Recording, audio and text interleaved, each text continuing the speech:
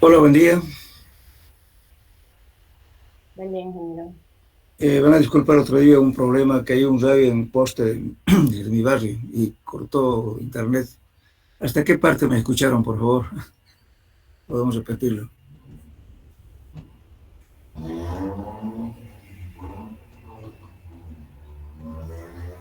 No se ha escuchado nada, ingeniero. No No se sé, escucha nada, ingeniero.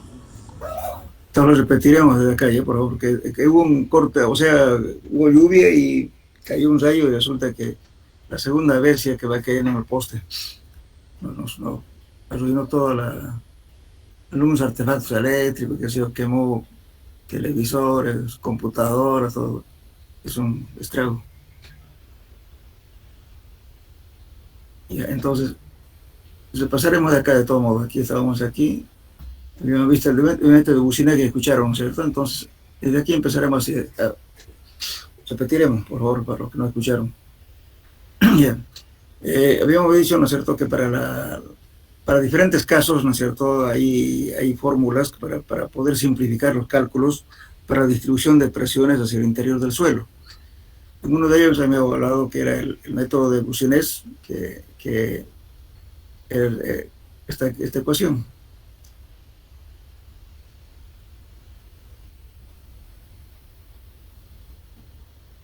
Esta. Esta es la presión, ¿no es cierto?, a una profundidad cualquiera, a una distancia cualquiera R. Entonces podemos determinar que era 3P. Este P es una carga puntual en la cual se carga en este caso, como en este caso, y 2pi por z. Z es la profundidad en la cual queremos determinar la carga por coseno quinta de phi. Este phi es el ángulo que forma, ¿no es cierto?, con respecto al eje, a la distancia r cualquiera. Entonces, lo único difícil en esta fórmula es determinar este ángulo, porque lo demás son datos. P es la carga puntual, como les repito, y Z es la profundidad a la cual uno quiere determinar las presiones, y nada más. Entonces, este ángulo que hay que calcular. Ahora, si es debajo del eje, entonces, lógicamente, que el coseno de 0 es 1, y por tanto, solamente aplicamos esta fórmula. Esta es la fórmula más utilizada, en realidad, en la práctica. Ya. Ahora, lógicamente también hay algunas fórmulas, ¿no es cierto?, que el autor ha tratado, digamos, de simplificar algunos datos para encontrar, por ejemplo, en este caso. Encontramos este K es una constante, K, un factor de influencia que se llama, que viene a ser este valor 1 sobre 1 más R dividido Z al cuadrado, toda la quinta, 5 medios, multiplicado por 3, 2pi, que en realidad este P, perdón, este K. Entonces P es la carga puntual, Z es la profundidad en la cual quiere determinar la presión. Ahora, en su defecto, podemos usar también este ábaco. Este ábaco entramos con la relación de R sobre Z. R viene a ser la distancia X cualquiera, Z es la profundidad a la cual queremos determinar la presión. Con este valor encontramos, por así decir, hasta encontrar este ábaco, esta línea azul, y nos determina este valor, que es este factor de influencia, que es K, en este caso 0,2. Entonces directamente entonces 0,2 por la carga que tenemos dividido entre la profundidad al cuadrado. Ya tenemos el valor de esa presión a cualquier profundidad. Entonces esta es una ecuación bastante fácil de aplicar. Bueno, aquí habíamos visto también lo que era el bulbo de presión, lógicamente, que si tenemos una fundación cualquiera y una carga, suponiendo una columna, entonces podemos una carga distribuida. Entonces las presiones, lógicamente, que en el punto de contacto, las presiones consideramos 100% de la influencia. A mayor profundidad, este grupo de presiones se va disipando y al final ya no va a tener mucha importancia. Por eso cuando tenemos, por ejemplo, cuando estamos determinando la profundidad de sondeos, calculamos, suponiendo que un edificio normal, un edificio familiar, digamos un condominio, generalmente por piso se considera entre 12 a 16 toneladas, porque a veces uno no se tiene el valor inicial porque el cálculo no está hecho. A veces hacen los estudios antes de hacer el cálculo. En ese caso adoptamos, suponiendo que son 5 pisos por 16, es el valor que va a cargar acá una carga puntual. Entonces eso suponemos que lo vamos a sentar sobre una zapata con una dimensión que podemos predimensionar y calculamos cuánto es la incidencia de presión en este punto y luego vamos a ir determinando, ¿no es cierto?, las presiones a diferentes profundidades. Cuando esa presión ya no actúe con una intensidad mayor al 7% o entre 5%, entonces ahí la incidencia es muy poca. Entonces ya decimos, bueno, hasta acá nomás la perforación, y si tenemos un suelo muy malo a esa profundidad, tampoco nos va a afectar mucho ya la estructura. Pero si tenemos una incidencia muy grande, entonces sí o sí tenemos que solucionar el tipo de fundación que tenemos que hacer, ya sea aumentando las zapatas o de repente haciendo que sean fundaciones radier, puede ser platea también, o puede ser con vigas de equilibrio, en fin. Ahí ya entonces tenemos que ver qué solución le damos justamente para poder mitigar el problema que se nos está ocurriendo a una profundidad determinada. Bien. Bueno, ya también habían dicho, ¿no es cierto?, que habían varios detractores en cuanto a la aplicación de la fórmula de Boussinesq.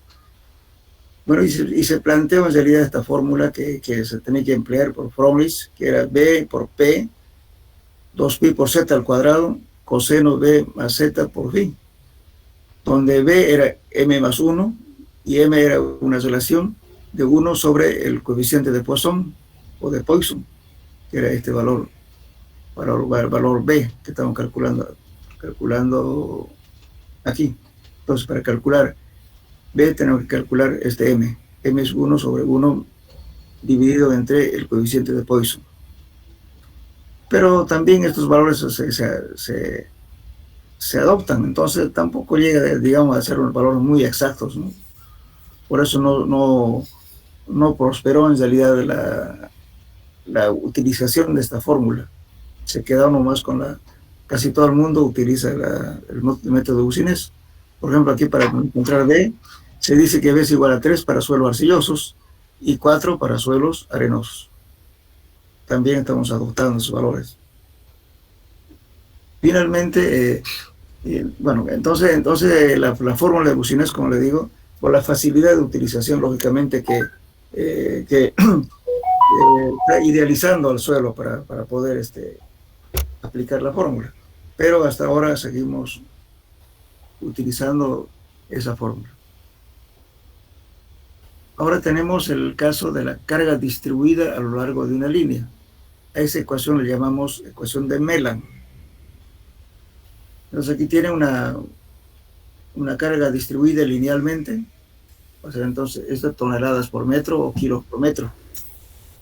En ese caso vamos a utilizar este P con la rayita arriba. 2pi por z es la profundidad de la cual queremos determinar las presiones, y coseno cuarta de phi. Igualmente aquí. Ahora, si estamos calculando las presiones debajo del eje de esta carga, entonces aquí coseno se hace 0. Y por tanto vamos a calcular 2 veces la carga distribuida, dividido entre pi por z. Z es la profundidad en la cual queremos determinar las presiones.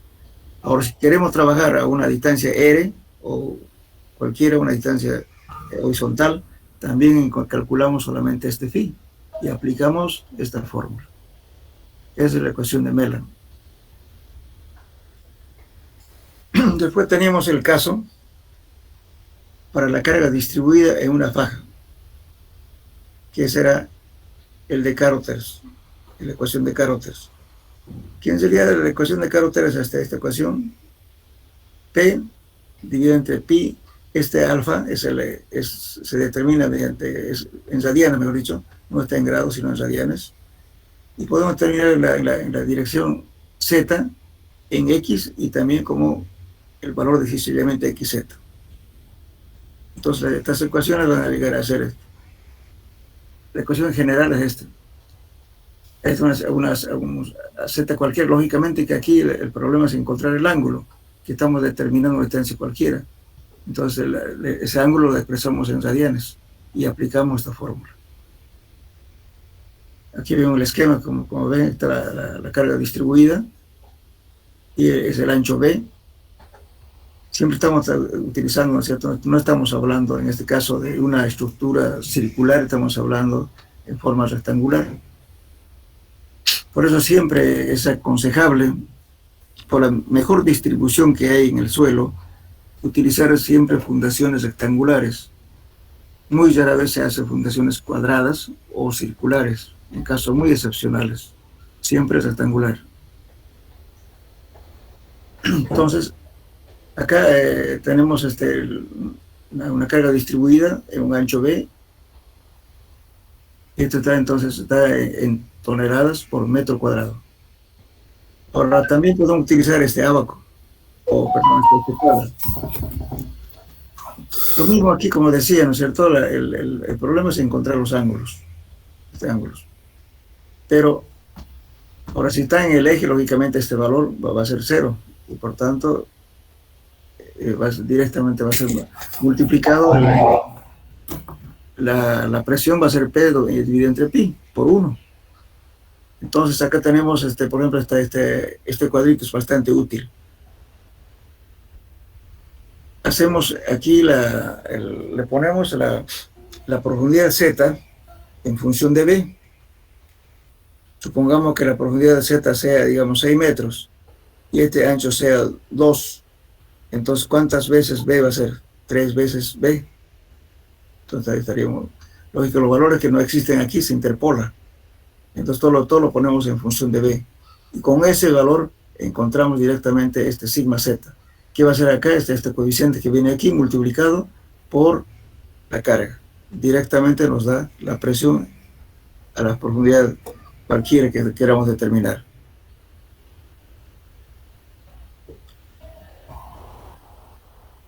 Bien. Ahora el caso de una carga distribuida sobre una placa circular. Para una superficie flexible y circular de radio R y para carga uniformemente distribuida P, el test P minúscula en kilos, no se van a confundir, por favor, al aplicar las cargas. Van a ver cuál es la carga distribuida y carga puntual. Este dato es dado por la fórmula de Lowe, pero se reduce a la fórmula de Boussinesq. En realidad, también todo parte a partir de esta fórmula de Boussinesq. Entonces, esta fórmula la conocemos como fórmula de Lowe. Esta es la ecuación general. Pero al final vamos a llegar a este valor. Fíjense, toda esta demostración matemática que se tiene y para llegar a esta fórmula. P, la carga distribuida. Esto es solamente para una superficie circular. Todo esto es 1 menos 1 sobre 1 más R dividido sobre Z, todo al cuadrado. Todo esto dividido a 3 medios. Entonces también tenemos otras formas de encontrar este valor. Esta es una constante que estamos aplicando, lo llamamos en realidad factor de influencia. El factor de influencia multiplicado por P nos da el valor a la profundidad y a una distancia R cualquiera. Bueno, entonces aquí vamos a ver acá.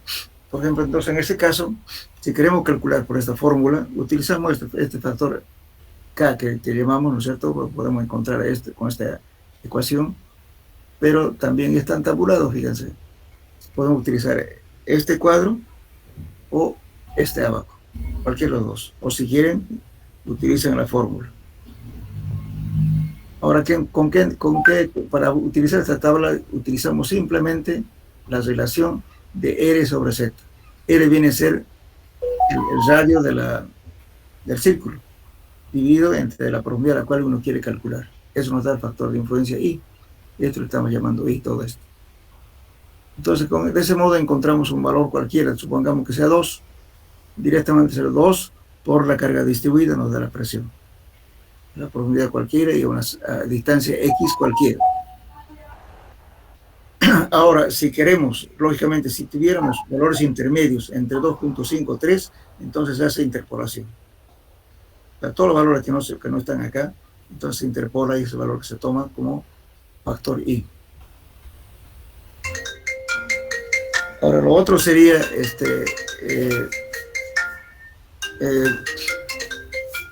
utilizar este ábaco. Es lo mismo este ábaco. Entonces, en este caso, hacemos la relación de Z sobre C. El diámetro, en este caso, ya no el radio.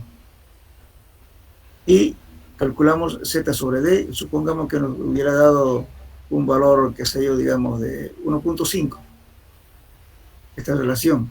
Entonces, con ese valor venimos acá en este ábaco y lo prolongamos aquí y encontramos el factor I. Este I multiplicado por la carga nos da la presión a la profundidad que uno quiere determinar. Entonces, estas ecuaciones simplifican bastante el cálculo. En cuestión de minutos uno puede determinar las presiones a cualquier punto. Solamente que hay que saber en qué caso vamos a aplicar cada fórmula. Para una carga puntual, para una carga linealmente distribuida, otro por una carga distribuida en una faja, otro por una placa circular, en fin. Todo eso hay que saber entonces aplicar, en qué caso se va a aplicar cada fórmula, nada más. Bien. Bueno, lógicamente que Bucinés trabajó bastante y ha hecho inclusive tabulación y algunos ábacos más que enseguida vamos a ver, tratando siempre, digamos, de facilitar el uso de su fórmula y para calcular, para dar soluciones bastante rápidas, ¿no? Entonces él hace otra demostración justamente en el año 1865, ¿no es cierto? Y aplica sus fórmulas y llega a tabular estos valores. Fíjense, es la ecuación también de Bucinés. 3P sobre 2Pi, aquí por favor, R aquí, está mal esta ecuación. Bueno, todo esto lo van a llamar factor I. Entonces se reduce en esto, la fórmula siguiente, K sub B multiplicado por P sobre Z al cuadrado. Entonces el K sub B es este valor. Y esto ya lo tenemos este K tabulado, fíjense. Esta es una constante 0,478 entre 1 más R sobre Z al cuadrado a las 5 medios. Entonces, lo que ha hecho Bucinés es ya tabularlo con la relación de R sobre Z. R viene a ser la distancia X cualquiera, Z es la profundidad a la cual uno quiere determinar las presiones.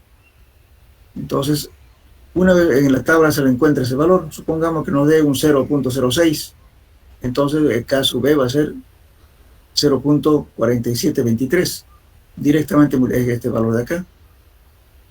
Entonces multiplicamos por P, que es la carga puntual, dividido entre Z al cuadrado. Ya lo tenemos la presión a la profundidad deseada y a una distancia X cualquiera. Entonces, con esto, estas tablas facilitan su utilización de la fórmula. Lógicamente que esta fórmula lo hizo él cuando no había computadora ni había calculadora, ¿no? Entonces, se tabuló, pero sigue vigente esta tabla que estamos viendo. Facilita el cálculo. Igualmente, se sigue siendo lo mismo. Bien, vamos a ver a esta ecuación. Lógicamente, Bucinés, esa parte de hacerla, de tabular, qué sé yo, hizo un ábaco. Y también, en esa misma época, más o menos el año 1938, bueno, después de casi muchos años, Westergaard aplica, o sea, esta fórmula que es también parte justamente del criterio de Bucinés, pero llega a expresar esta fórmula. P, la carga puntual, pi sobre z al cuadrado, 1 más 2, r sobre z, r la distancia x, z unidad, toda la 3 medios. Entonces, los dos hacen un ábaco, que en realidad en la práctica se utiliza bastante estos abacos. Este abaco es de Business. Este es abaco de Westergaard, que le vamos a ver ahorita, cómo se maneja esto. Bueno, el criterio que toma cada uno, este es el método de Business, fíjense, tenemos aquí un abaco, que esto es para cimentaciones infinitamente largas. Este mismo abaco sirve para fundaciones rectangulares o fundaciones corridas. Y este abaco vale para fundaciones circulares o cuadradas, para esto. Entonces, por eso hay que saber, hay que conocer la geometría de la fundación para aplicar el abaco correcto. Entonces, y justamente aquí la línea que solíamos, estas son las líneas isóbaras, que está formando el bulbo de presiones, y toma el siguiente criterio. La línea isóbaras de esfuerzo vertical debajo de una cimentación de un suelo semi-infinito y elástico. Él está tomando en cuenta, en su teoría, como un sólido al suelo, ¿no es cierto? Como un sólido semi-infinito y elástico. Es el análisis de Business. En cambio, Westergaard dice, líneas, o sea, para tomar eso en su teoría está considerando que las líneas isobáricas del esfuerzo vertical debajo de una cimentación en un material es un material de finos estratos semi-infinitos y homogéneos. Esa es la hipótesis que adopta justamente Westergaard. Igualmente Westergaard también toma para fundaciones infinitamente largas y para fundaciones cuadradas o circulares, que son estas mismas. Entonces, cuando en la práctica lo que se hace es ver qué valor nos da con este abaco y también con esto. Bueno, entonces al final, este abaco, ¿en qué es lo que conseguimos? La presión a una profundidad Z cualquiera y a una distancia X cualquiera va a ser igual a un valor X que lo vamos a adoptar justamente del bulbo de presiones, de esta línea isóbaras, multiplicado por Q. Este Q es la carga distribuida. Supongamos yo tengo una columna que me esté transmitiendo una carga de 60 toneladas, yo lo puedo distribuir en una fundación, se predimensiona. Se dice, bueno, una cimentación de tanto por tanto, que lo voy a hacer rectangular, o si quiero lo hago cuadrada o circular. Eso va a depender ya también de la estructura, cómo va a estar, ¿no es cierto?, dispuesta, ¿no?, en la parte arquitectónica. Entonces, con eso calculo la presión, que es este valor Q, que va a ser este de acá. Entonces el Q aquí está actuando al 100%, porque este es una superficie de contacto. Entonces, este es un ancho B. El ancho que voy a tomar, el ancho menor de la fundación, se va a llamar B. Entonces, a una distancia R cualquiera voy a tomar todo en función de este B. La profundidad también en función de B. Entonces, el otro día estábamos justamente en esta parte. Vamos a suponer, por ejemplo, que el ancho de la fundación sea, por así, trabajaremos con números redondos, 2 por 4, digamos, cualquier valor. Entonces nuestra fundación serían 2 metros de ancho por 4 metros de largo.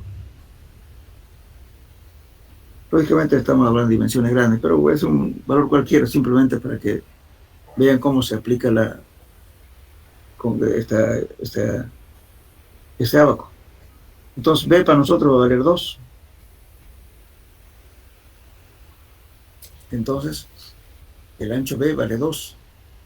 Ahora supongamos que yo quiero determinar mi incidencia de presiones, digamos, a 6 metros de diferencia, partiendo del eje de la fundación, a 6 metros va a ser X, distancia X, a una profundidad, digamos, de 8 metros. Eso va a ser Y, la profundidad. Entonces estamos hablando que queremos determinar las presiones, ¿no es cierto?, de 6 metros horizontal y 8 metros vertical. Entonces le ponemos aquí 6, ¿cuántas veces B sería? Si B vale 2. 3 veces B, ¿verdad?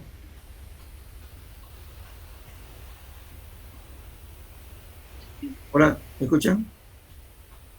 Sí, ingeniero, sería 3 veces B. 3 veces B, ok, ya. Entonces ya tenemos como dato 3 veces B. Ya. Ahora la distancia horizontal dijimos que era 8. Entonces, ¿cuántas veces B? 4 veces B, ¿verdad? Ya. Sí. Entonces tenemos 4 veces B. No es más. Con eso ya la presión ya lo determinamos con la incidencia de la transmisión de la carga que está haciendo las columnas. Estamos asentando sobre una zapata que es 2 por 4. Entonces ya sabemos esta presión. Q ya lo conocemos por ese dato. Q ya es conocido. Que lo sacamos justamente de la estructura. Muy bien, entonces con esta vaca nos vamos, suponiendo que en este caso estamos haciendo por una fundación rectangular. Entonces vemos 3 veces B está aquí. Y 4 veces B está acá. 1, 2, 3, 4. Entonces 4 y tenemos aquí 3. Entonces, en este caso, ¿no es cierto? Como no nos dio justo en el bulbo de presiones, interpolamos aquí. Entonces 3 veces nos va a dar aquí. Entonces tomamos este valor que está aquí, 0,1. De todos modos, yo lo voy a sacar una fotocopia, porque parece que no se ve en la imagen. Les voy a mandar una fotocopia de esto, del libro original, para que lo tengan, aparte, con el auxiliar, los abacos, les voy a enviar aparte. No se ve muy bien acá. Entonces tenemos 3 veces y 4 veces. Entonces aquí tenemos este valor. Entonces el bulbo de presión es este valor de aquí, que es 0. A ver si lo tengo acá.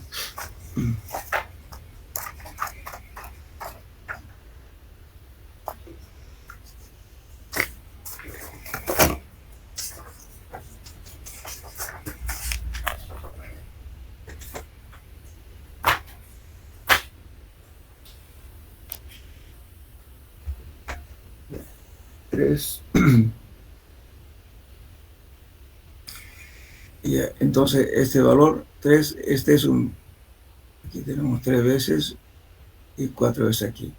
Este valor es 0.1 Q. Anótenlo por favor. Esta línea de aquí, esta línea isóbara, es 0.1 de Q. Ahora el de abajo es 0.08 Q. Entonces estamos aquí 3 y 4. Entonces esto es 0.08 Q. Entonces estamos en las líneas isóbaras entre 0.1 y 0.08 Q. Entonces con estos valores interpolamos este bulbo. Y de ahí vamos a obtener el valor. Ese valor viene a ser este valor X que estamos nombrando aquí en la fórmula. Con ese valor, suponiendo que es 0.05, digamos, por así decir, multiplicamos por la carga distribuida y ya tenemos la presión a esa profundidad y a esa altura X cualquiera. ¿Me entendieron?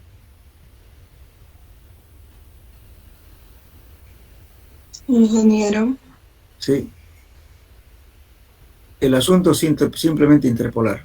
¿Y cómo se interpola? ¿Saben interpolar en estos casos o no saben?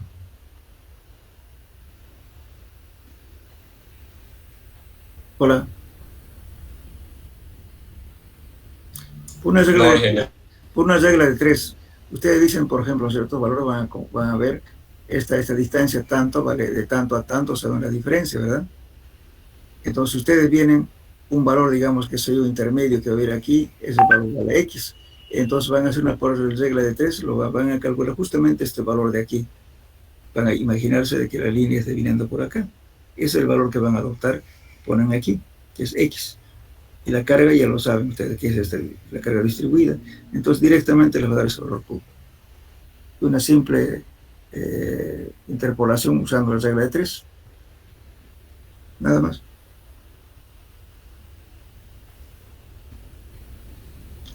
Sara B nos va a dar justamente que coincide justamente en el bulbo. Siempre nos va a dar valores intermedios, entonces eso hay que interpolar. Eso entonces ya calcula inmediatamente sus presiones a la distancia quiere que cualquiera y a una profundidad cualquiera. Aquí para las estructuras circulares y cuadradas se hace lo mismo. Este ábaco de Westergaard también la misma forma de utilizar. Va a variar lógicamente los valores que se obtenga mediante este ábaco con el otro. Entonces uno dice, bueno, si este me da muy chico, este me da muy grande, entonces a veces uno adopta por tomar un valor intermedio o en su defecto toma el mayor valor. ¿Qué es lo que estamos viendo? Normalmente verificamos, ¿no es cierto?, que esta fundación no cause problemas con un suelo malo que tengamos aquí abajo. Entonces nosotros, para estar más seguros, que tenemos que decir, bueno, aquí da demasiada influencia, entonces tengo que solucionar la fundación para que no me cause problemas a esa profundidad y a esa distancia X. Por eso siempre las verificaciones se tienen que hacer para evitar problemas de asentamientos. Generalmente, a veces ya en la vida real, no es el concepto que tiene mucha gente, especialmente los arquitectos, ¿no? Lógicamente no es su rama, esta es parte de ingeniería civil, y gente también que no tiene mucho criterio en ese aspecto. Creen que por colocarle para una fundación que aquí me esté muy bueno, digamos, que me esté una tensión de, qué sé yo, por así decir, 1 kilo por centímetro cuadrado, aquí me va a dar 0,8, me dice, suficiente, no pasa nada. Pero ¿qué pasa si más abajo, a 4 metros o 5 metros, tu suelo sea pésimo, malo? Entonces la incidencia de estos bulbos de presiones va a afectar aquí. Y el causante de los problemas posteriores va a ser justamente ese estrato que es malo. Entonces hay que salvar esa situación. A veces eso incide tanto que a veces cambiamos inclusive el tipo de fundaciones. Si yo tengo agua y aquí tengo un suelo malo, entonces ¿qué voy a hacer? De repente, no sé, si quiero hacer zapatas, se me van a unir las zapatas. De repente en mi suelo, en un lado tengo una arcilla muy alta de un espesor muy grande y en otro lado un espesor muy bajo. Cuando ponga platea tampoco me va a funcionar, ¿verdad? Porque es como si ustedes tuvieran una tabla en una superficie, en un lado tengamos, digamos, una arcilla muy blanda y una altura muy grande, y en otro lado menor, ¿dónde va a ser el asentamiento mayor? Ni por más que lo igualemos a las cargas, la intensidad de cargas iguales, podemos calcular también así, pero siempre ¿cuál lado se va a asentar más? Va a ser en la parte, digamos, de mayor altura. En ese caso, no siempre es solución las losas, muchos tienen ese criterio, muchos calculistas se dicen, bueno, hay un problema de tal cosa, póngale, qué sé yo, pilotes como fundaciones, ¿no es cierto?, que para transmitir las cargas a los estratos inferiores. Pero resulta que dicen, bueno, con una platea lo soluciono. Pero veremos, bueno, cómo está la regularidad de los estratos del suelo. Porque puede haber diferentes casos, fíjense. Si a un lado yo tengo un suelo muy malo, de muy espesor, lógicamente el asentamiento se hubiera a un lado, entonces mi estructura se puede inclinar a un lado. Si yo tengo un terreno muy malo al medio, porque también hay que pensar en eso, como la estructura es larga, ¿qué tal si tengo un estrato demasiado malo en la parte central? En los suelos normalmente que son de origen sedimentario, aluvial, como el caso nuestro, es frecuente encontrar irregularidades en pocos metros. Si yo tengo ese terreno muy malo al centro, ¿qué va a pasar? La parte central se va a asentar más y por tanto va a converger todas las cargas hacia la parte central. Entonces va a haber un momento, ¿no es cierto?, de que todo va a converger hacia el centro y por consiguiente va a haber un asentamiento excesivo y se desploma el edificio. A veces ni siquiera avisa la inclinación. Esa es la diferencia: cuando hay una inclinación lateral, avisa cómo se está inclinando, pero la parte central a veces generalmente son catastróficos. Y como ejemplo, no me gusta hablar mucho, pero ejemplo que tenemos, el edificio Málaga, una falla central. No sabemos si ha sido una falla de suelos o ha sido una falla, digamos, de la parte estructural, pero de que la falla ha sido central, eso sí, se desplomó. Porque si se hubiera sido a un lado, entonces podía haber aplastado a los vecinos. En este caso se desplomó. Y es una falla central. Por eso es importante, por cualquiera de los métodos que ustedes vean, siempre verificar qué está pasando en los estratos inferiores. Por eso no es conveniente, cuando hace un estudio, dejarlo en una camada, digamos, ¿no es cierto?, de arcilla que esté blanda, porque le están pagando hasta esa profundidad, y dejarlo así con duda, no es conveniente. Muchas veces llega un arreglo con el calculista o con el propietario y dice, miren, necesitamos entrar más para dar seguridad a la información. Pero generalmente eso no es aceptado muchas veces por el propietario, igual quiere todo barato. Entonces, uno lo hace por su propia cuenta, por su responsabilidad. Eso es casi en forma general es eso. Pero hay algunos dejan hasta donde le pagaron, hasta ahí nomás, pero le dejan la información inconclusa y eso no es bueno. Peor si vamos la perforación va a quedar justo en un terreno donde tiene problemas. Eso hay que saber, hay que entrar a mayor profundidad. Entonces estos abacos son bastante útiles porque justamente la carga puntual lo puede asentar sobre una zapata que lo predimensiona rápidamente y ya tiene carga distribuida, y ahí luego sabe a qué distancia quiere determinar. Por ejemplo, acá, ¿qué pasaría, por ejemplo, si tenemos otro edificio de otra gente? También acá no hay que pensar en eso. La separación, ahora, por ejemplo, no antiguamente, sino hace unos 2 años atrás, 1 año atrás, no se preocupaba. Hola. Cuando se hacía un estudio, por ejemplo, de suelos, que se decía, bueno, hágame esto y punto. Ahora es importante, ¿no? Eso hay que dar, cuando se saca una foto, ¿no es cierto? Estoy hablando de un trabajo de estudio de suelos. Siempre hay que tratar de sacar una fotografía panorámica en el cual se vea algunas estructuras que están circundantes al edificio donde se va a construir. Porque hay muchos calculistas que ni siquiera van al lugar a ver dónde va a estar la estructura. Supongamos que un trabajo que se haga en La Paz. A La Paz le van a mandar datos, estudio de suelo, le van a mandar todos los datos que quiera, calcula, pero no se está fijando qué cosa hay alrededor. Entonces, si hacemos un edificio muy grande, ¿qué puede pasar? Levantamiento de la estructura le daña, o puede ser que también le hunda o se le deforme en forma, digamos, ¿no es cierto?, con la misma carga se va asentando y va haciendo daño a las estructuras. Ya hubieron muchos casos de demanda, por eso siempre es conveniente de que el calculista verifique, ¿no es cierto?, que la incidencia que puede causar estas cargas frente a otra estructura que está acá. No está en este programa de suelos, pero sin embargo yo le voy a dar un tema de como complementación, ni siquiera investigación, como complementación a esto, justamente los cuidados que se tiene que tener y cómo se verifica la parte aledaña, justamente para evitar ese tipo de problemas. Ya hubieron problemas, porque imagínense, usted tiene una casa de 2 pisos, digamos, y le van a hacer una estructura que sea de 25 pisos allá a su lado. Hay un peligro de que se levante su edificación o se hunda. En Sucre hubo demandas bastante graves con una iglesia, ha durado varios años el problema judicial.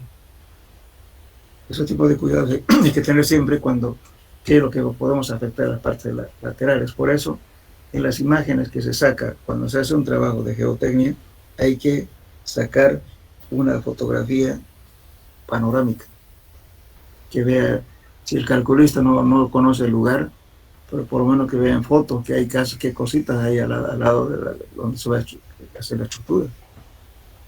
Eso es importante.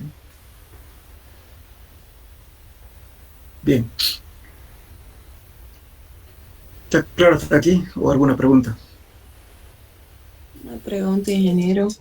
Ahí para aplicar la regla de 3 simple, por Ujú. ejemplo, hay dos maneras de aplicarlo y estaba tratando de reemplazar, porque nuestros valores a reemplazar sería 0.0801 Exacto. y los que le corresponden a esos dos, ¿cuáles serían? Porque allá arribita no se ve con cuál.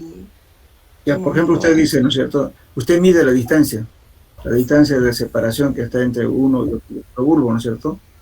Entonces ahí dice, bueno, si aquí vale esto y en la otra línea vale esto, ¿y cuánto vale esa distancia de ahí? Tiene que trabajar la escala. Ah, ya. Claro, la escala tiene que trabajar. Y de Por ahí ejemplo, yo... interpone. Sí. Entonces más o menos, fíjense acá, por ejemplo, como tenemos aquí, nosotros sabemos, pues, fíjense, un cuadro, dos, tres cuadros y tanto. Entonces vale de aquí a aquí, la diferencia es tanto, ¿verdad? Entonces, esta distancia representa esa diferencia. Y si este bulbo que voy a calcular, digamos, para 0,3, está viendo por acá, esta distancia, ¿cuánto valdrá? Ese es el valor que va a tomar. ¿Entiendes, no? Ah, ya. Sí, entonces escala, ¿no? En Midiendo. escala, exactamente. La escala es de aquí a aquí me vale tanto. Porque acá tiene un valor aquí, tiene otro valor. No sabe cuánto es el valor. Entonces, de acá, si usted quiere poner una línea aquí, y de aquí a acá, ¿cuánto me va a valer? Va a valer tanto. Entonces, ese es el valor que va a calcular. Ese valor adopta.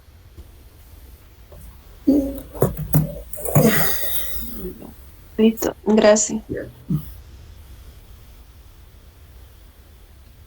Ahora vamos a ver otra fórmula que se llama de Fadum.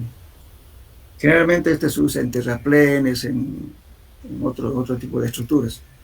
Fadum elaboró en el año 1939 la tabla en enseguida vamos a ver, que es 24A, que simplifica el problema partiendo de la integración de la ecuación de Boussinesq. También todo esto, fíjense, Boussinesq ha dado origen a todo y todo, han tratado de hacer una fórmula, digamos, que simplifique o que calcule mejor que el Boussinesq. En este caso, por ejemplo, Fadum parte de esto para dar esta solución para cargas bien no de forma, digamos, como estamos viendo ahora, sino inclusive se utiliza en terraplenes, por ejemplo, para superficies rectangulares, quedando el punto bajo investigación a una profundidad Z debajo de una de las esquinas. El valor del esfuerzo vertical a la profundidad Z viene dado por la ecuación. Tanto el signo Z es igual a este valor I multiplicado por Q. Esta es la carga que conocemos, la carga de incidencia de las cargas. El I es el valor de influencia que depende de M y N. Así que vamos a ver qué es eso. M es la relación entre el ancho del rectángulo y la profundidad Z. Y N es la relación entre el largo del rectángulo y la profundidad Z. Entonces, esto estamos usando en este abaco, fíjense. En este. Bueno, este es el valor de M. Este es el valor de N. Entonces, por ejemplo, si me da N, digamos, 0,2 o 0,2, digamos, que este es el valor de N. Pero voy a calcular M, me dé, qué sé yo, de 0,2, digamos, entonces voy a ver aquí, con el valor que calculé, busco aquí y ya tengo ese factor I. Entonces, ahora, B, M que es B, o sea, si es rectangular, siempre va a ser el lado menor, dividido entre la profundidad a la cual quiero determinar las presiones. B. Y N va a ser la longitud mayor del rectángulo dividido entre la profundidad a la cual quiero calcular las presiones. Ese es N. Entonces, estos valores de M y N lo encontramos en el abaco. En la tabla en el abaco. Yo calculo primeramente la relación de N, que me va a dar esta línea de acá, y M me va a dar estos valores de aquí. Entonces, cuando tengo ese valor, voy a interceptar el punto y encuentro ese valor para poder calcular. El factor I. El factor interno estamos calculando con valor n y valor m. Entonces, es simple eso. Entonces aquí, por ejemplo, ¿qué estamos haciendo aquí? Calcular la presión en un punto de 5 metros por debajo de la esquina de una zapata, ¿no? De 1 metro de ancho por 1 metro de largo, que soporta una carga uniforme de 4 kilos por centímetro cuadrado. Entonces ya tenemos datos. Entonces con este m y n nos ha dado este valor y este valor. ¿Y qué hacemos con eso? Hemos encontrado este factor I, usando las tablas que les mostré. Con esto entren, ustedes van a ver como ejemplo, y van a encontrar este valor I. Entonces, este I multiplican por la carga distribuida que está como dato, que en este caso es 4 kilos por centímetro cuadrado, y tiene una incidencia de 0.092 kilos por centímetro cuadrado. Eso va a estar justamente a la dice, calcular en el punto de 5 metros, dice, por debajo, o sea, 5 metros de profundidad. Dice, calcular la presión en un punto de 5 metros por debajo de la esquina de la zapata, de 1 metro de ancho por unos 20 metros de largo. Entonces, esto lo vamos a tener a 5 metros de profundidad. Esa es la incidencia de presión que vamos a calcular con estas relaciones.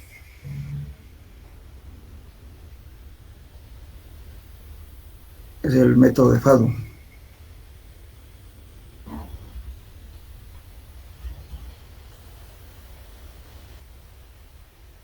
Bueno, toda la parte de teoría, lo que estaban de Fadum es esto, lógicamente.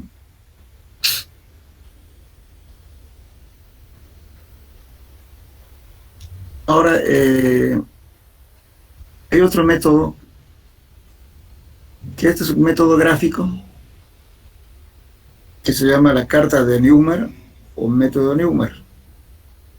Esta gráfica. Este método se emplea generalmente para estructuras totalmente irregulares. Es un método gráfico, un método aproximado, no es tan exacto. Normalmente estamos hablando de fundaciones rectangulares, circulares, cuadradas, lo que sea. Pero si tenemos una fundación con cualquier forma geométrica, entonces eso va a ser difícil que apliquemos alguna de las fórmulas. Entonces en ese caso se utiliza este método de Neumann, es un método gráfico. Simplemente dibujar lógicamente a escala la estructura, utilizando la escala justamente que va a utilizar este valor de aquí, este valor. ¿Cuánto vale esto? Esta es una escala que se dibujó esta figura. Aquí lo vamos a ver mejor. Aquí está, por favor, van a leerlo esto. Está toda la teoría para que puedan construir justamente la carta de Neumann. Si quieren pueden hacer más chico, más grande, como quieran. Entonces es una carta de Neumann. Generalmente entre más celdas se tenga, digamos así, nos va a dar una mayor exactitud. Entonces, lógicamente, eso está hecho con una escala determinada. Entonces, tomamos en cuenta qué cosa. La escala, cuánto vale esa constante de esto a esto. Entonces, esto va a medir la profundidad. Digamos, si es 10 metros, entonces esta escala va a ser 10 metros. Con esta escala, o puede ser 5 metros, 4 metros, o lo que quieran. Entonces, esto pongo como una escala de origen. Entonces, con esta escala voy a dibujar justamente la estructura en la cual va a sentar.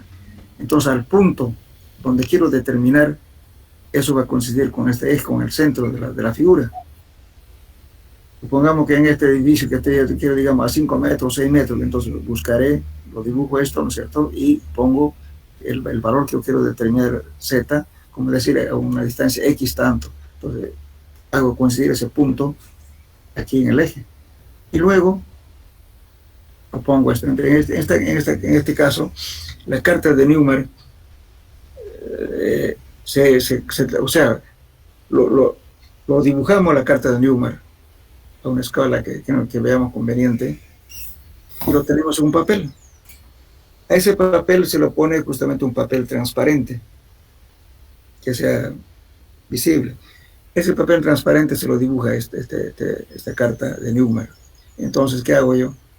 En un papel cualquiera, ya sea papel bond, lo que sea, dibujo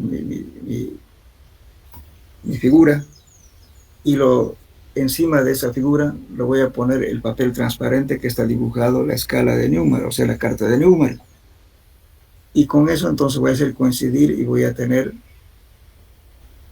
en realidad voy a tener esta, o sea, la mayor cantidad de que tengamos me va a permitir calcular con mayor exactitud las presiones. Entonces voy a hacer, ¿qué voy a hacer? Pongo en el centro en el cual quiero determinar y mi dibujo va a estar por acá, ¿no es cierto? Y voy a contar qué cosa, la cantidad de cuadritos que me va a abarcar esa figura. Aquí lo podemos ver. Voy a contar, lógicamente, aquí está esta gráfica no es muy poco exacto, digamos, porque tiene pocas líneas. Entre más cantidad, digamos, de líneas me va a permitir mejor. Entonces, ¿qué vamos a contar? Los cuadros que abarca esto. Supongamos que aquí me está abarcando un cuadro, 2 cuadros, etcétera. Toda la cantidad, digamos, de cuadritos que abarca, por la cantidad de ese valor multiplicado por la carga distribuida que está trabajando sobre esta fundación, lo multiplico y se ya me da la presión. Por eso es importante, si ustedes quieren, pueden de cualquier libro o bien de este mismo pueden ver, pero tienen que saber esta escala, cuánto es esta escala de aquí, que esto es fundamental para que hagan el dibujo. Con esta escala, esta escala, supongamos que esto sea 2 centímetros. Ese 2 centímetros es la profundidad que se indica. Esa es la escala. Con esa escala van a dibujar la figura que quieran ustedes. Y superponen a la carta con papel transparente. Por eso la carta, una vez que dibujan, hay que dibujar un papel cebolla y guardárselo. Entonces, cualquier fundación de cualquier forma que tenga, entonces dibuja a escala, a la misma escala que se dibujó acá, y lo utilizan para calcular los valores. En eso consiste este método. El método gráfico. Supongo que, a ver, una pregunta. Ustedes están acostumbrados a utilizar AutoCAD, qué sé yo. Si ustedes tuvieran un terreno totalmente irregular, estamos acostumbrados a decir, por ejemplo, mi lote es de 12 por 30, digamos, y conocemos geométricamente, ¿verdad? Pero ¿qué tal si esa tendría una figura caprichosa, cualquier figura? ¿Cómo determinan esa área en forma gráfica?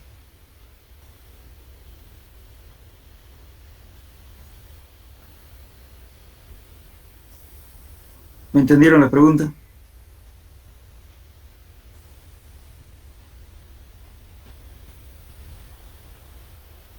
Hola. Pueden hacer por el método gráfico. Claro, ahora tienen un programa de AutoCAD, facilita, bueno, de cualquier forma le va a calcular su área. Pero cuando no había eso, había que hacer a escala. Primeramente se hace, ¿no es cierto?, así como esto, un cuadrado, con diferentes cuadraditos así, a escala. Cada cuadradito vale tanto de área, ¿no? Todo está calculado, todo está en escala. Entonces, ahí puede dibujar usted la figura que tiene más o menos, ¿no es cierto? Lo dibuja también a escala, la figura es caprichosa que tiene. En función de eso va a calcular sus áreas, contando la cantidad de cuadraditos. Si pasara por aquí por la mitad y en la otra figura pasa la mitad, entonces compensa con eso. Esto más esto vale 1. Y sabe que qué área tiene cada cuadrado. Entonces esa cantidad de áreas justamente se lo multiplica y eso le va a dar la cantidad de área. O sea, lógicamente ahora pues, la tecnología bastante, bueno, pues facilita los cálculos. Inclusive cuando uno hacía topografía, por ejemplo, ¿cierto? Había cosas irregulares y cómo va a determinar el área. Hay que hacer por escala. Entonces aquí es lo parecido a eso. Pues la escala que se hace, ¿no es cierto? Esta escala hay que tener una constante, hay que saber cuánto vale esto y con eso esto va a representar la profundidad. Y luego con esa misma escala hace su dibujo. Y por consiguiente ya hace coincidir al punto donde quiere calcular, digamos, de la estructura, 5 metros, 10 metros, lo que sea, hace coincidir ese punto aquí en el centro y empieza a contar cuántos cuadritos abarcó la figura. Esa cantidad de cuadritos que abarcó multiplicado por la carga que está sobre la estructura, eso le da la presión. En eso consiste este método. Bueno, para los que quieren, bueno, siempre yo digo, para que lo entiendan mejor el uso, como tarea, yo siempre he dado que hagan la carta de Newman. Anoten luego de qué libros pueden sacar en detalle, por favor. En uno de los libros que pueden encontrar es, por ejemplo, en Saúl Crespo Villalaz, Mecánica de suelos y cimentaciones.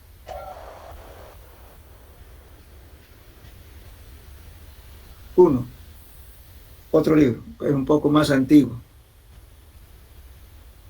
Es Mecánica de suelos y también cimentaciones también, sí. Es de Soers. Duncan. D-U-N-C-A-N, Duncan. Y H al final, Duncan. Un libro viejo. Lógicamente, cuando estoy hablando de esta teoría, estos métodos son bastante antiguos. Pero el actual, por ejemplo, en Crespo Villalaz está en detalle. También en Homero Pinto Caputo, Mecánica de suelos y sus aplicaciones. Homero Pinto Caputo.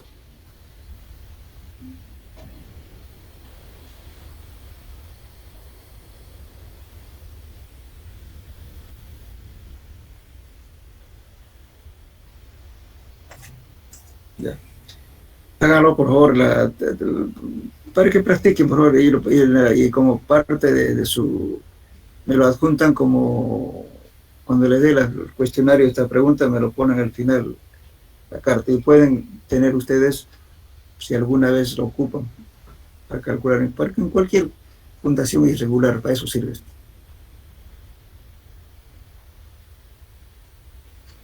Bueno, este método es el más utilizado y el más fácil de utilizar. No, los arquitectos utilizan bastante esto, que se llama método 2 en 1. Pero es un método muy aproximado, no es tan bueno, pero le saca de apuro porque es fácil de acordarse cómo va a calcular. ¿En qué consiste en esto? Fíjense. El método 2 en 1 dice: en muchos casos, en muchas ocasiones puede seguirse un método sencillo para determinar la presión sigma z aproximada, método denominado 2 en 1, en el cual la carga se supone distribuida bajo una pendiente de 2 veces la altura por una vez la base. Si se supone que el nivel del terreno, una estructura tiene dimensiones de A y B, eso es ancho A por B, o una profundidad Z cualquiera, que es este Z de aquí, el peso de la estructura se repartirá sobre el área de lados A más Z y el otro B más Z. Z es la profundidad. Entonces, la presión máxima se estima en 1.5 veces a la anterior, que es la media. Entonces, ¿qué es lo que hacemos aquí? Si dibujamos, supongamos que esto sea la fundación, que tenemos la carga aquí.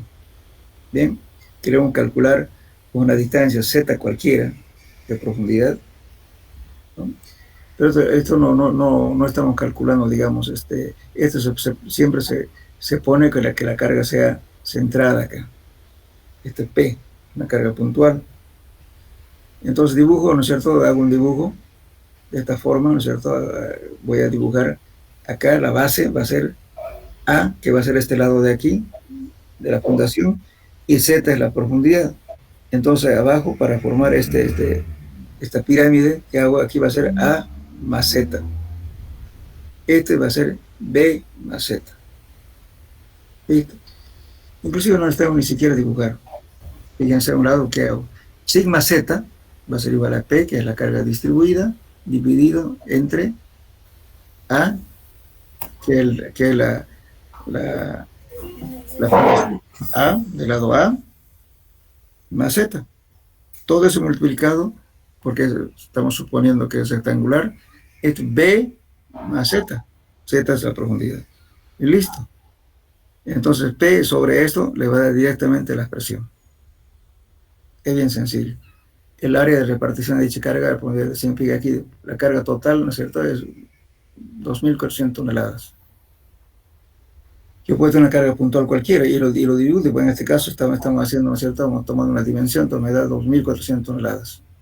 Entonces tengo este lado, una profundidad, o sea, 4 a 4 metros de profundidad, entonces me da 4 más 4, ¿no es cierto? El otro lado es 15 más 4, la profundidad me da este B. Entonces este me va a dar 152. 152 entre la carga me va a dar, lógicamente, este valor, 11.84 toneladas por metro cuadrado. Es facilito. ¿Me entendieron o no?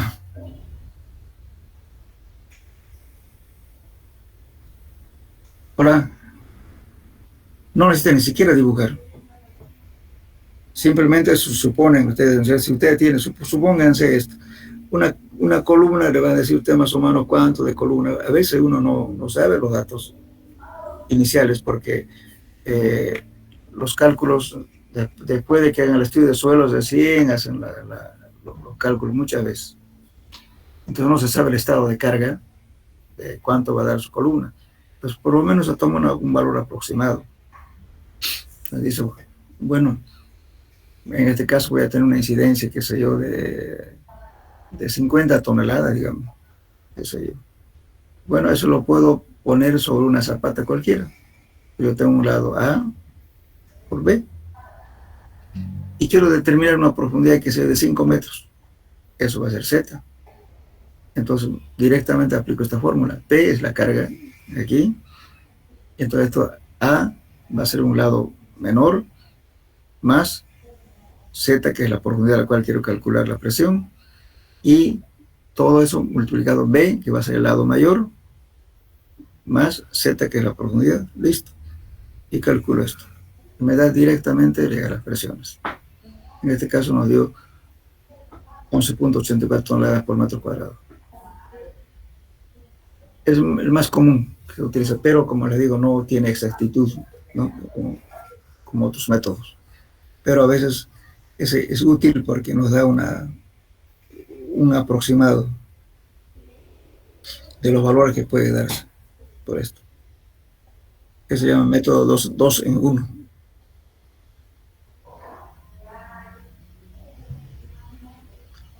Bueno, no sé si tienen preguntas hasta acá.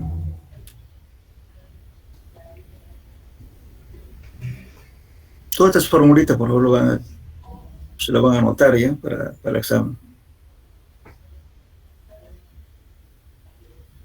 Las fórmulas de Melan, de Caróteres, de Boussinesq, todo tienen que tener en su formulario, por favor, para el examen. Inclusive los ábacos.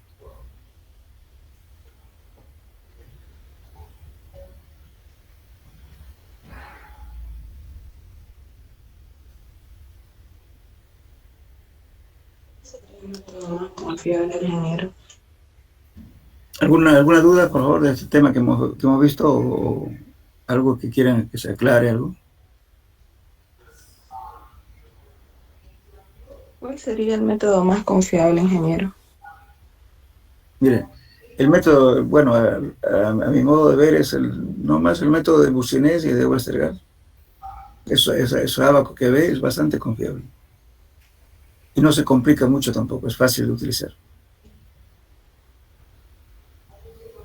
Ahora, lógicamente, lo que pasa es que el suelo es tan heterogéneo, nunca es conveniente tomarse de un solo autor.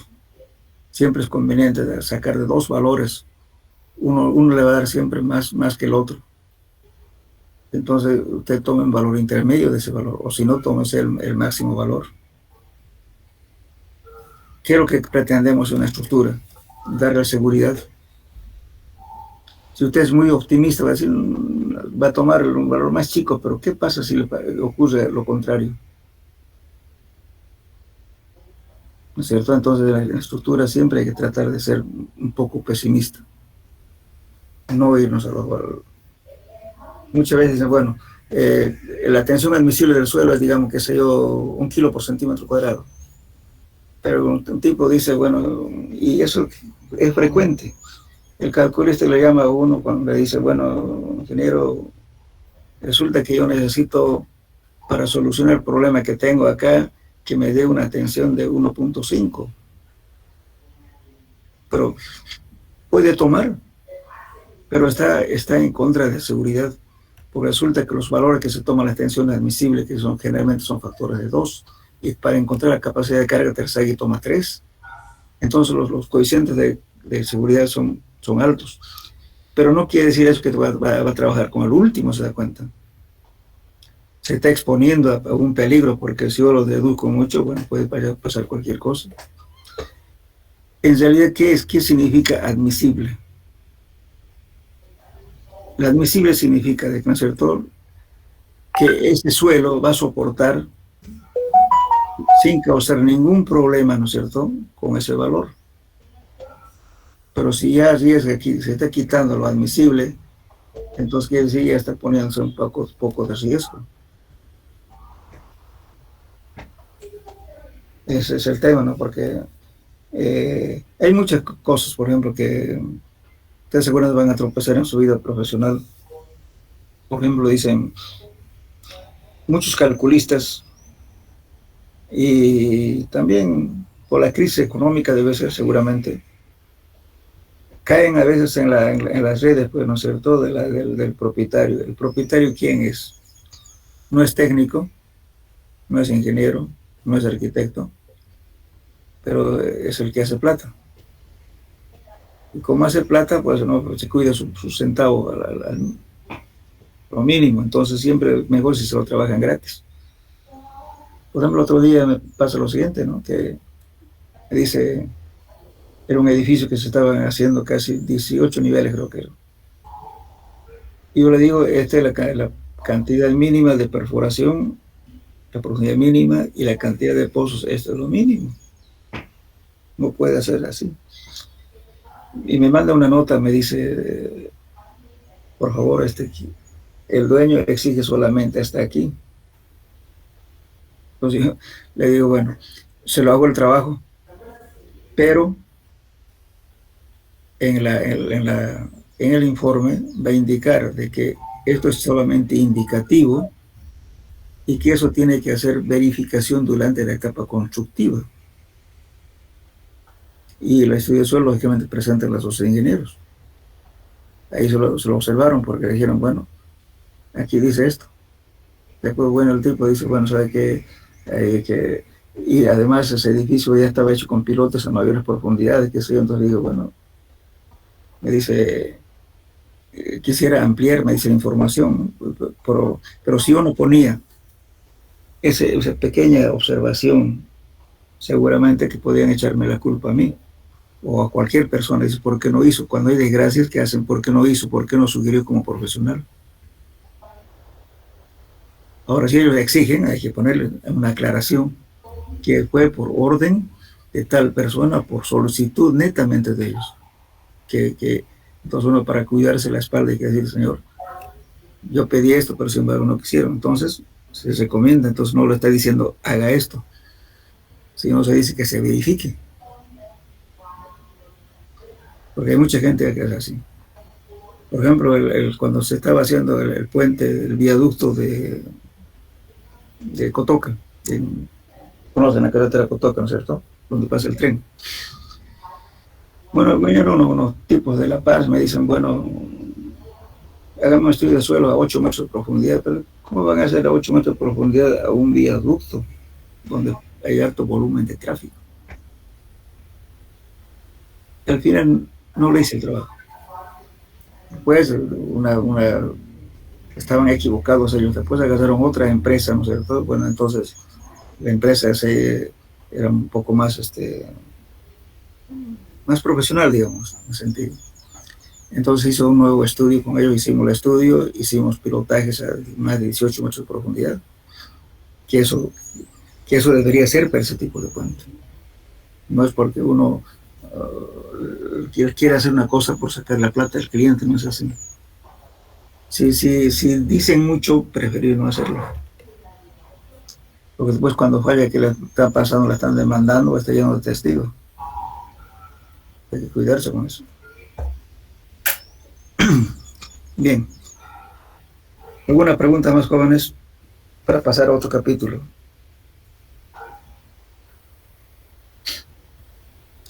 Valoremos un poquito la introducción de este tema que vamos a ver ahora, porque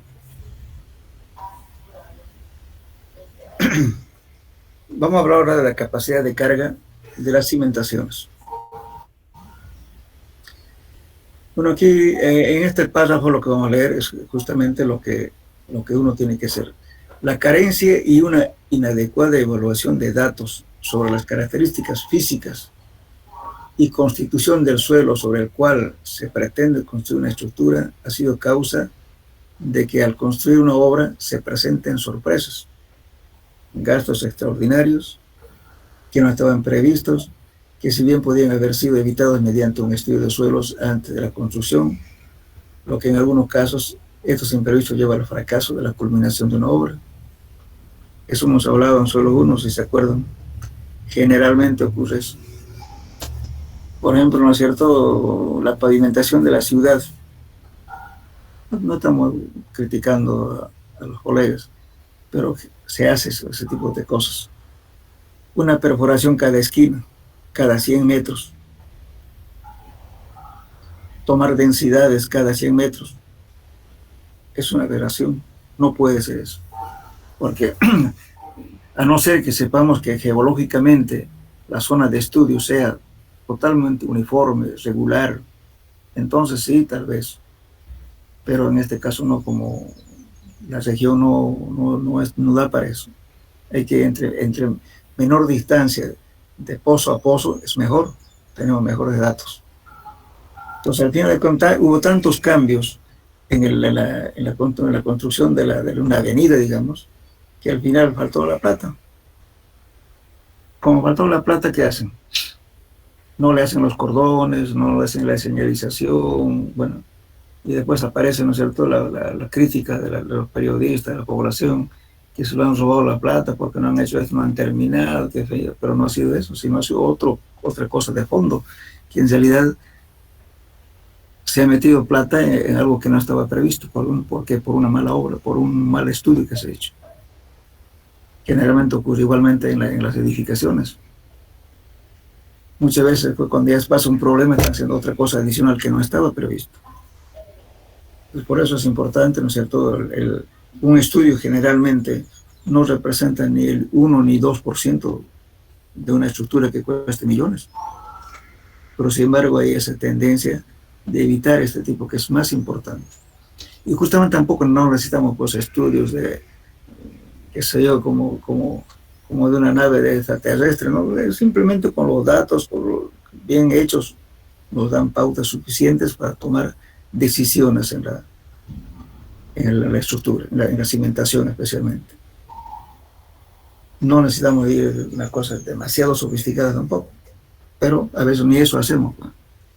O sea, siempre estamos tratando, ¿cierto?, fijándonos en la parte de economía más que todo, pensando que la parte de suelos y la parte de fundaciones no representa nada o poco, pero sin embargo ustedes fíjense, ¿de qué importa que sea un edificio una maravilla de fachada, pero si su cimentación no está fallando?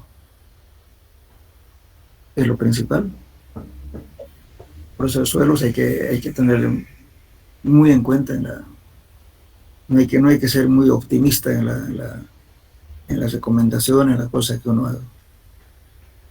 Bien, entonces justamente en vamos a aprender ahora a ver algunos criterios, ¿no es cierto?, que hay para poder determinar justamente la capacidad de carga de las cimentaciones.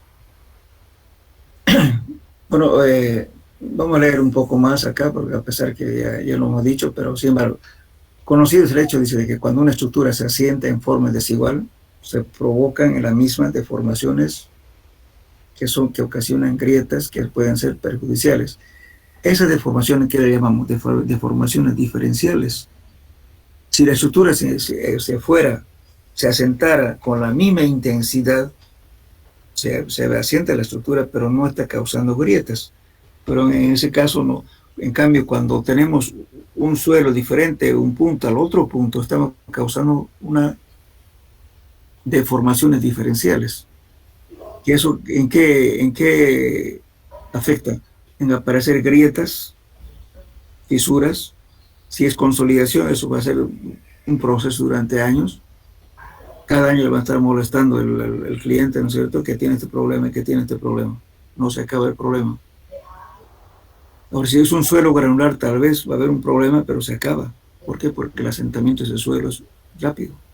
En cambio, en cuestiones de arcilla, de suelos finos, el asentamiento es lento, gradual y continuo, por muchos años. Entonces, eso es lo que uno tiene que cuidar, ¿no?, de que no ocurra eso. Entonces, por eso dice aquí la deformación, la que ocasiona grietas que pueden ser perjudiciales a la estabilidad de ella. Y en pocas ocasiones el asentamiento ha sido causa del colapso total de la estructura. Varias veces han tenido que, inclusive, derrumbar una edificación por demasiadas deformaciones. Un adecuado estudio del suelo sobre el cual se pretende levantar una construcción facilita al ingeniero contar con datos elementales necesarios para determinar el tipo y diseño apropiado y económico de las cimentaciones. Y es además una garantía previa a la buena edificación y seguridad. Comúnmente el costo de investigación del suelo se presenta un porcentaje muy bajo con relación al costo de la estructura. Y además ahorro en tiempo y dinero. ¿Por qué? Porque a veces las obras se paran cuando hay tipo de problemas. Hasta dar solución, hay que dar solución.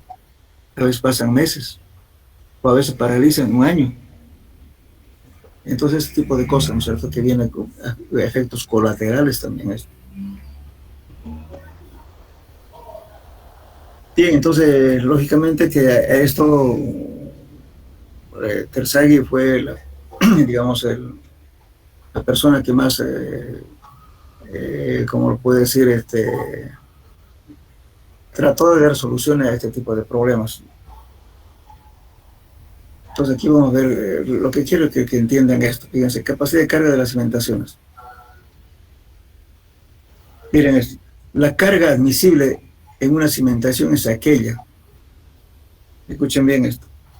La carga admisible en una cimentación es aquella que puede ser aplicada sin producir desperfectos en la estructura soportada.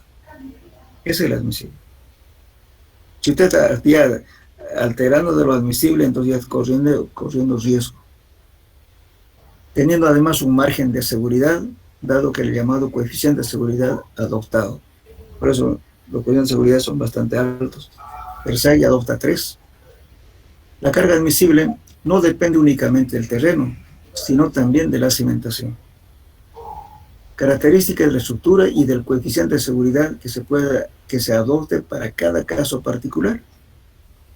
De repente usted va a ver tan cosa irregular, no siempre sea 3, de repente toma otro valor.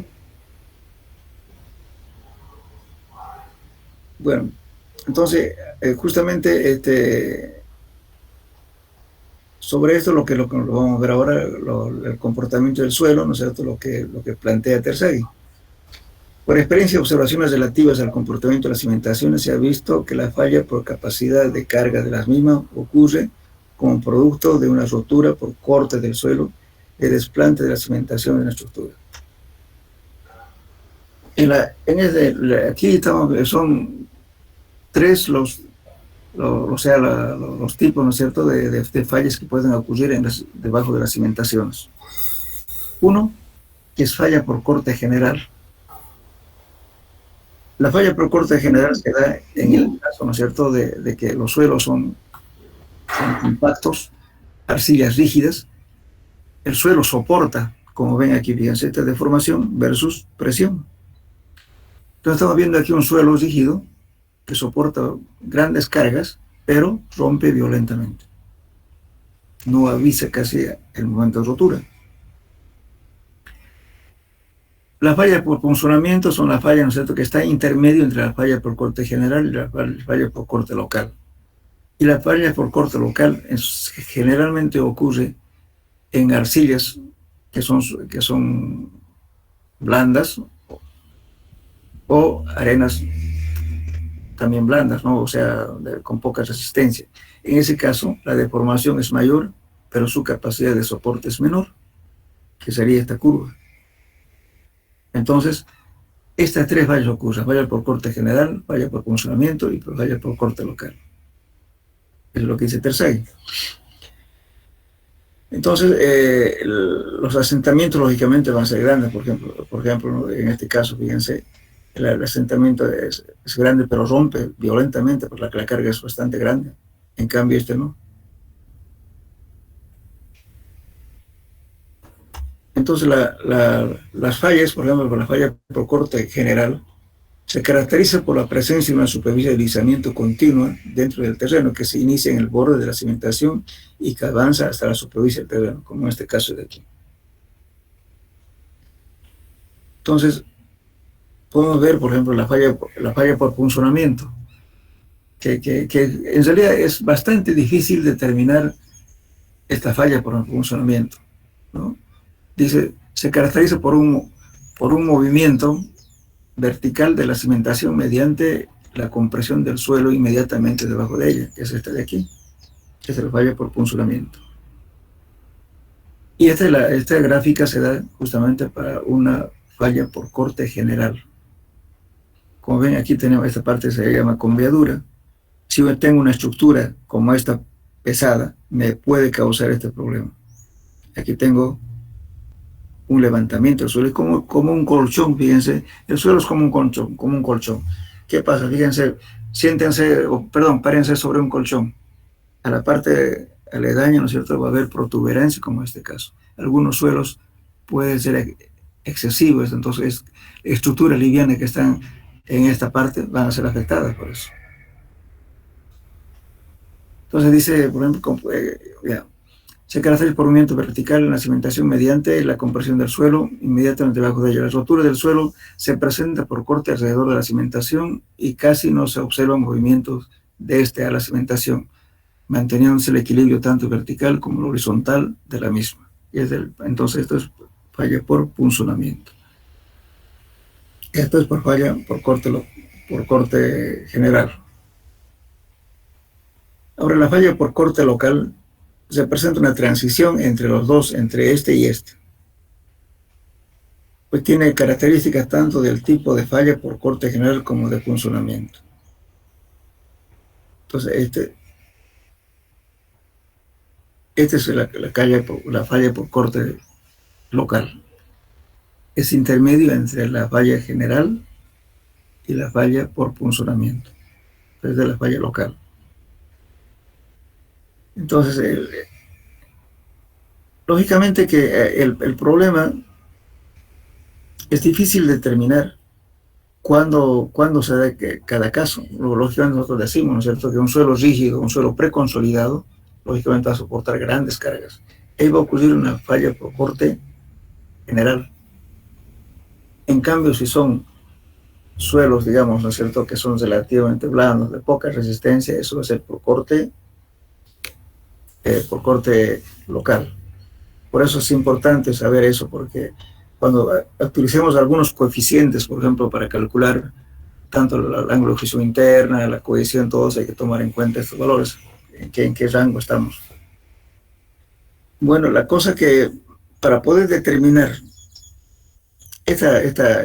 hasta dónde se puede considerar como falla por corte local y falla por funcionamiento, por corte general, entonces no hay en realidad. Simplemente hubo estas ecuaciones, fíjense. Un suelo dice prácticamente incompresible, el tipo de falla será por corte general. Sin embargo, si este suelo es muy compresible en relación con su resistencia al corte, el tipo de falla será por funcionamiento. En la actualidad, el único parámetro racional que existe para la evaluación de la compresibilidad relativa de masas del suelo sujetas a cargas es el llamado índice de rigidez, que viene expresado por esto. Pero también esto es difícil de encontrar porque, fíjese, I sub R es G sobre T. G viene a ser un módulo de deformación tangencial, que lo podemos determinar mediante el ensayo de consolidación o corte. Ahora, tau no es más el soporte de la fuerza de corte. C es la cohesión, presión efectiva por tangente de phi. Phi es la ángulo de fricción interno. Esta es la ecuación de Coulomb. G es igual al módulo de elasticidad E, 2 por 1 menos, perdón, más el coeficiente de Poisson. Entonces, son datos que también no es difícil, no es fácil decir para cada caso tal valor. A veces también son valores aproximados que uno tiene, no siempre es encontrar esos valores para cada caso. Es bastante difícil. Entonces, el índice de rigidez del suelo ha sido asociado con el supuesto comportamiento elastoplástico perfecto del suelo. Con el propósito de tomar en cuenta deformaciones volumétricas delta en la zona plástica, se ha sugerido que el valor dado anteriormente a I sub R sea reducido a este valor. I sub R por F es igual a 1 sobre 1 sub R por un delta, una deformación volumétrica, este valor. Por eso es bastante difícil. ¿Cuándo podemos tomar esta información? Más nos basamos en las pautas, ¿no es cierto?, de que un suelo es rígido o compacto, si estamos hablando de suelos granulares, o de un suelo relativamente blando, que si es arcilla blanda o arcilla de consistencia media, o arena poco compacta. Entonces eso nos da pauta más o menos qué tipo de fallas va a hacer y por tanto tomar valores para ese tipo de fallas. Cuando veamos los ábacos, por ejemplo, que nos va a dar la Terzaghi, justamente discrimina las cosas. Dice corte general o corte local. Por eso tienen que tener ustedes un concepto claro de que la falla local es para suelos relativamente de poca resistencia. El corte general es para suelos rígidos, duros, para eso. Uno cuando hace un SPT se da cuenta perfectamente, ¿no es cierto? Si los golpes va a ser altos, entonces digo, bueno, esto es suelo rígido. Entonces aquí puede haber una falla por corte general. Y si van a ser bajos, entonces tomamos para corte local.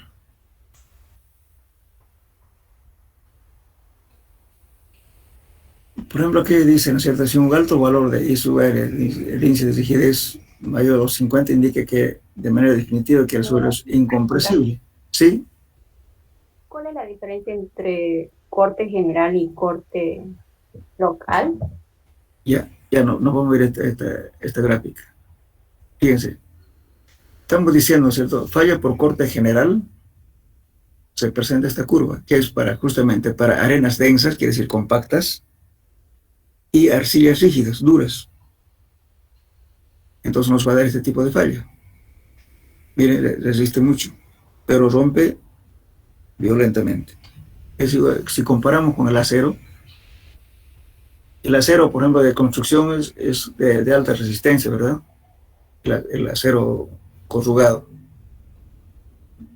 El acero dulce, que hacen galpones, que es flexible, maleable, ¿verdad? Es lo mismo aquí, fíjense. Este está rígido, duro, aguanta todo, pero rompe violentamente. Entonces, si usted va a construir sobre esto, ya no se preocupa tampoco que va a haber asentamientos por consolidación, porque ya terminó en su vida anterior ya de asentarse. Por tanto, no va a haber asentamiento. Más bien lo que hay que cuidar es que no ocurra alteración más bien sobre esos suelos. Es un suelo rígido, duro, tensiones bastante altas. Por ejemplo, hay un criterio. Mucha gente dice, por ejemplo, si yo estoy trabajando, qué sé yo, y me da una tensión aplicando las fórmulas de Terzaghi, digamos, perdón, de SPT, digamos. ¿No es cierto? Me da, digamos, qué sé yo, 5 kilos por centímetro cuadrado. No voy a aconsejar al calculista que ponga 5 kilos por centímetro cuadrado. Yo he visto datos de otros colegas, no quiero decir quiénes. En un cálculo había de una estructura, el tipo que hizo, lógicamente, hay técnicos actualmente, ¿no es cierto?, que hacen estudios de suelo, trabajan y dan recomendaciones barbaridades. Y tienen harto trabajo porque cobran muy barato. Por ejemplo, decía el tipo 15 kilos por centímetro cuadrado, decía ahí. Bueno, el calculista tomó una tercera parte de eso. ¿Pero qué hicimos? Hicimos justamente una prueba de carga cuando se hizo cimentación, se hizo cimentación, ¿no es cierto? Y no aguantó. Entonces digo, es que no es cuestión de, digamos, agarrar, ¿no es cierto?, los valores y le dice, me salió 15 de acuerdo a esta formulita, le voy a poner 15, no señor. No sea tan, ¿cómo le puedo decir?, tan optimista de dar semejantes valores. Un suelo, a lo más que se puede dar a 3.5, 3 kilos por centímetro cuadrado, lo sumo. Ahora, por ejemplo, inclusive en rocas, por eso el porcentaje de recuperación de rocas, de las muestras cuando estamos perforando en rocas, es importantísimo el porcentaje de recuperación. Ese porcentaje de recuperación, ¿qué significa? Vamos a perforar 2 metros, solamente recupere 1. Entonces, ¿cuánto porcentaje de recuperación? 50%, ¿verdad? Si recupero menos, va a ser menos. ¿Qué significa eso? De que el suelo, la roca está totalmente fracturado y con partículas con diferentes formas. Si yo lo cargo demasiado, ¿qué va a pasar? Se va a romper la parte, digamos, ¿no es cierto?, la angulosidad que tiene, y por tanto ese suelo, esa roca, perdón, así triturada, puede tener deformaciones excesivas. Entonces no puedo decir, pues, porque un pedacito de roca que sometía a compresión me dio 40 kilos centímetros cuadrados, digo, bueno, tome 40, no es así. Por eso los factores de seguridad se toman en función de la cantidad de recuperación de ensayo cuando es en roca. Igualmente aquí, si le da una atención, no exagere. Fíjense, al final les vamos a ver unos abacos que viene justamente, los abacos están construidos máximo hasta 75 golpes en SPT. Entonces, ¿qué quiere decir? Que hasta ahí lo limita. Pero hay tipos que dicen 100, lo pone cualquier valor, no es así. Hay que ser, por eso le digo, ¿no es cierto?, los valores hay que saber, siempre trabajando en favor de la seguridad. No hay que decir que nunca va a ocurrir. Siempre, inclusive cuando calculemos, cuando vean la estabilidad de talud, dice, casi nunca ocurren, dice, ¿no?, cuando da un valor X. Eso con casi nunca ocurre, quiere decir que hay un factor de, ¿no es cierto?, de inseguridad que puede ocurrir alguna vez. Por eso no hay que maximizar demasiado los valores. Aquí en este gráfico, como decía la señorita, me estaba preguntando, entonces esto nos indica. Entonces yo tengo, por ejemplo, una arcilla muy dura, trato de no removerlo y voy a proteger justamente, ¿no es cierto? Tampoco decir, bueno, si me dio, qué sé yo, 20 kilos por centímetro, pues calcule con 20 kilos, no. Tendré que darle un parámetro al calculista que sea menor o igual a 3.5 o 3 kilos por centímetro cuadrado, no más, por alguna eventualidad que puede ocurrir.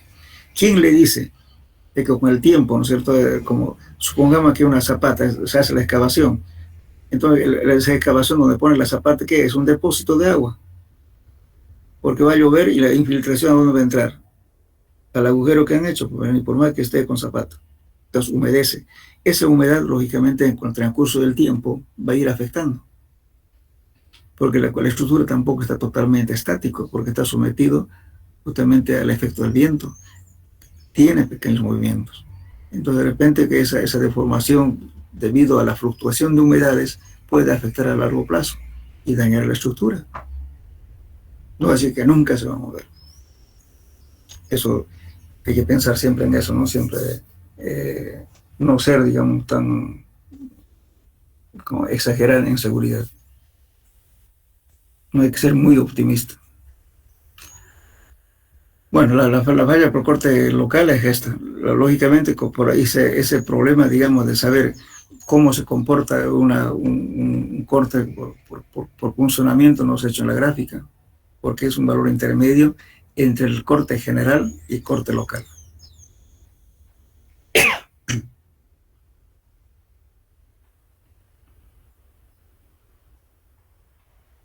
Bien, entonces,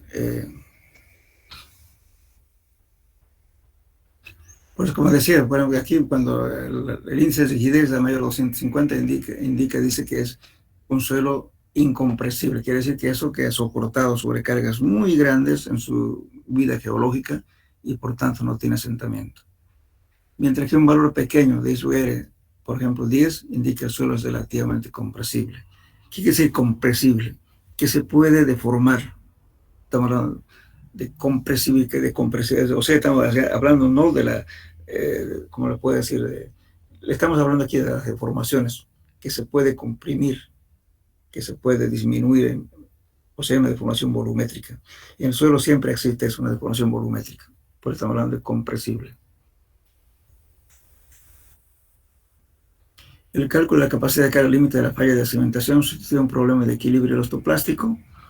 La dificultad de encontrar solución aceptable estriba en conocer sus relaciones constitutivas: esfuerzo, deformación, tiempo. Lógicamente, cuando vieron el primer tema de consolidación, han visto, ¿no es cierto? Podemos inclusive calcular en qué tiempo se va a ocurrir que sea un 30%, 40, 50 o 60% de consolidación por una cierta carga. Cuando se afecta a una consolidación, siempre en el ensayo se tiene que predeterminar previamente cuánto es la carga de servicio. Supongamos que sea 2 kilos por centímetro cuadrado. Muy bien, entonces tengo que cargar a 4. El doble. ¿Qué ocurre? Eso. Bien, entonces en